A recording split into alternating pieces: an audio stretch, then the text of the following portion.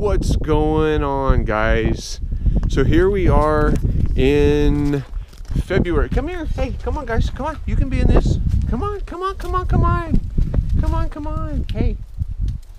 Anyway, we are here in February and it's snowing, and we're here at the apocalyptic ashram, Hawks Haven in central Washington. And what we do is we take chaos and we turn it into order.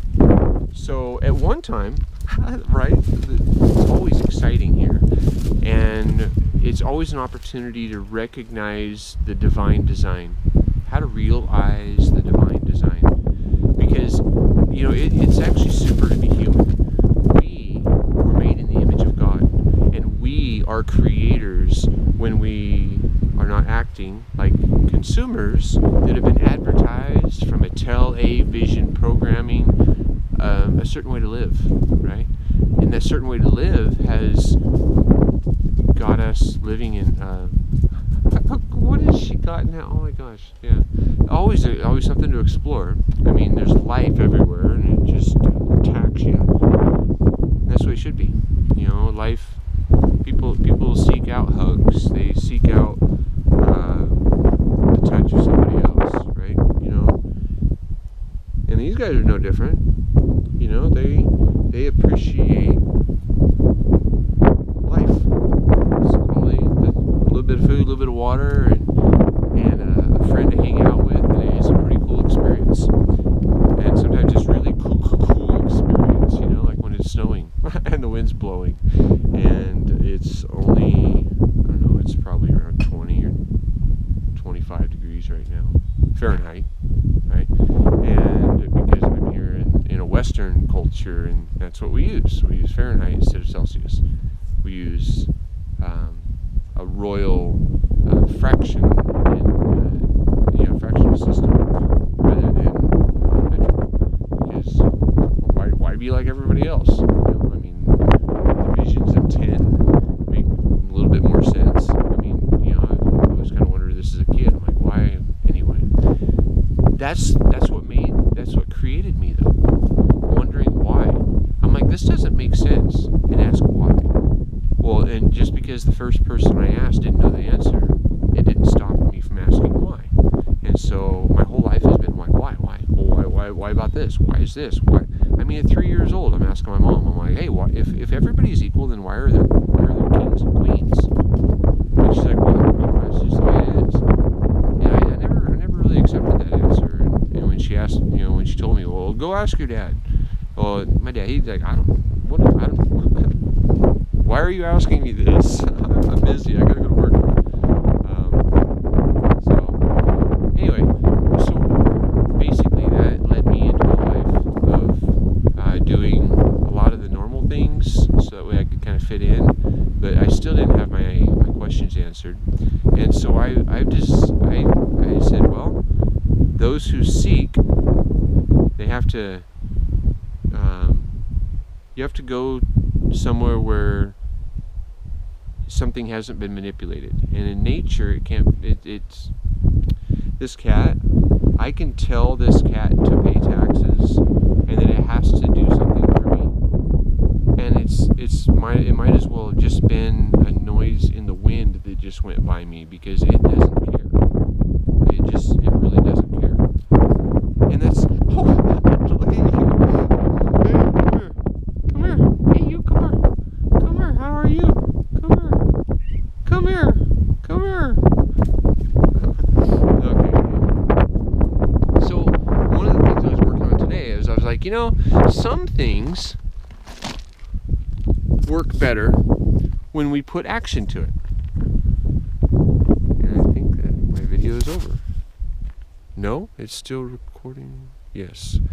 I don't know, this technology isn't the greatest, or I just don't understand it. But anyway, sometimes what people have done before is better. Like in our government, we have things that somebody has done before, because I know that somebody did that before, because I'm the one that did it.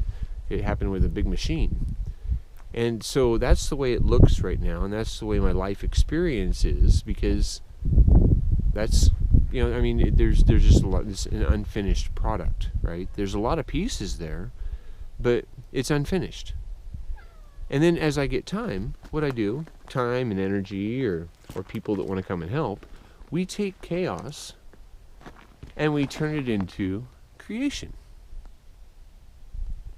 And it makes sense, right? I mean, to take something that doesn't work right and turn it into something that does. And it looks good and is more functional, because they're not just kind of strewn about and causing problems. It's been aligned in a certain order, but it's not concrete. So if somebody thought that they can do a better job of stacking rocks, well, I would invite them to come up. I would say, hey, would you like to help create a better place for the future generations? Because right now, unless somebody comes and changes this, it's going to be that way for 100 or 1,000 or maybe 10,000 years. And so we should look at what we're doing in our life and what we're creating. Because if we're creating sustainability and we're creating, well, hi, how are you again, huh? If it's creating smiles, I mean, if it's creating a life experience that you enjoy, that is full of health and happiness and abundance, and little animals attacking you, yeah, what's going on? It's kind of fun. Yeah, I like it. I mean, I really like my life now. I don't have to work very much to afford the things that I like to have. I like to have a vehicle that I don't have to rely on other people to get me from point A to point B if I got to carry some heavy stuff. I mean, I believe that we should all be independent in how we operate. But if we don't burden other people, maybe our society would be even better by us each taking our independence. But with that, you can't say that, oh yeah, I'm independent, I'm free. I'm free. But if it's only free for me, for free for you, that doesn't work. Because somebody else is happening to pay for it. And right now, the people that are requiring a lot of assistance, well, they consume a lot of the tax money and stuff, right? And I'm all for helping people, because we have the technology to be able to live health, happiness, and abundance for everyone, everywhere. It's just not being implemented yet. What we're doing right now is we're taking and we're subsidizing rent for a little box that's connected to a bunch of other little boxes, and the money is going from the taxpayer to the person requiring some assistance in their shelter, and right into a corporate bank account rather than into ownership and investing in that person. But when we start investing in people instead of in corporations, everybody thrives. Everybody will thrive. And right now, we've been investing human energy into digits that get locked away in a bank account somewhere. Really. I mean, by the money that is being earned by the corporations, it takes human energy, or the extraction of resources, to create worth, and for that money to be then just locked away and never spent, you might as well have people's souls, their lives, trapped away in a bank account. It's been of our free will. Our free will actions have... What, is it cold? Jeez. Everybody's coming over to hang out with me, huh? It's been our free will actions. They've just been advertising to us. They told us not to look to idols. What is looking to an idol? Ooh, my nose is running. That'd be a gross one. Maybe something be hanging on the video. Yeah. This is on YouTube, right? Okay. Hi. We've been looking to idols. You know, hey, you're not the boss of this video, okay? We've been looking to idols. We've been saying that somebody somewhere else has the right to rule over my life. Do you believe that? Or do you believe that you can run your life better than anybody else can? I know I can. I'm pretty good at doing my life. I know how to grow my own food. I know how to make clean, sterile water. I know how to take care of my own health. I maintain a happy life so I don't have stress and anxiety and depression. And even in this time of COVID, I don't have the depression that a lot of other people are seemingly experiencing.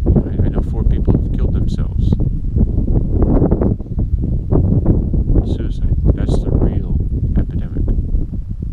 They're not talking about that one though, because we would be like, oh my God, we are being attacked. What's going on here? Are people being, are they being brainwashed? What's going on? Are they drinking Kool-Aid? You know, what's going on? Why are so many people killing themselves to get away from life? Life is a beautiful gift. I mean, I don't know who in their right mind would, unless they don't like the cold, but I mean, just go inside or throw on a coat or a blanket. But I mean, like right now, who could imagine me pulling a pistol out of a box over here and putting it in my mouth and blowing my head off? But you know what? At the onset of this COVID, I know a 22-year-old young man who did the same thing. He didn't have a cat sitting on his lap.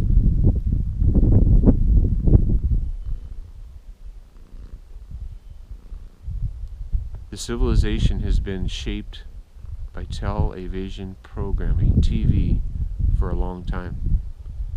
And we have to realize that we can do better. So, I'm Free Will, I'm a mad monk, and I'm here at the Apocalyptic Ashram.